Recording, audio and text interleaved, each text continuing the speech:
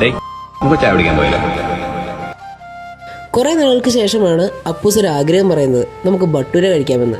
പിന്നെ ഒന്നും നോക്കിയില്ല, ഞങ്ങൾ നേരെ വിട്ടു അടുത്തുള്ള ശരവണ ഭവനിലേക്ക്. ഒരു ഭട്ടൂരയും പൊടിദോശയും 2 കോഫിയുമാണ് ഞങ്ങൾ ഓർഡർ ചെയ്തത്. ഭട്ടൂര നല്ല സോഫ്റ്റ് ആയിരുന്നു. അതിൻ്റെ കൂടെ തന്നെ കഴിക്കാനായിട്ട് ഒരു സാലഡും കടലക്കറിയുമാണ് നമുക്ക് കിട്ടിയത്.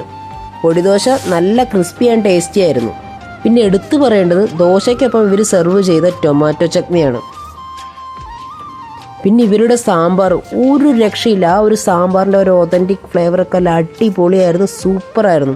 എനിക്ക് ഒത്തിരി ഇഷ്ടമായത് ഈ പറഞ്ഞ സാമ്പാറും അതുപോലെ ചട്നിയും കൂട്ടി ആ പൊടിദോശ കഴിക്കുമ്പോൾ അടിപൊളി ടേസ്റ്റായിരുന്നു, സൂപ്പറായിരുന്നു. ഈ ഒരു റെസ്റ്റോറൻറ്റ് വളരെ നീറ്റ് ആൻഡ് ക്ലീൻ ആയിരുന്നു. അതുപോലെ തന്നെ ഞങ്ങൾ ചെന്ന സമയത്ത് തിരക്ക് അത്യാവശ്യം കുറവായിരുന്നു. പിന്നെ ഞങ്ങൾ ഓർഡർ ചെയ്ത് വിത്തിൻ 5 മിനിറ്റ്സിനുള്ളിൽ നമുക്ക് ഫുഡ് കിട്ടുകയും ചെയ്തു. അപ്പോൾ നിങ്ങൾ ഈ വഴി പോകുന്നുണ്ടെങ്കിൽ ഈ ഒരു സ്പോട്ട് ട്രൈ ചെയ്യാവുന്നതാണ്. ലൊക്കേഷൻ വരുന്നത് തിരുവാങ്കുളം മാമലയ്ക്കടുത്തുള്ള ശരവണ ഭവൻ.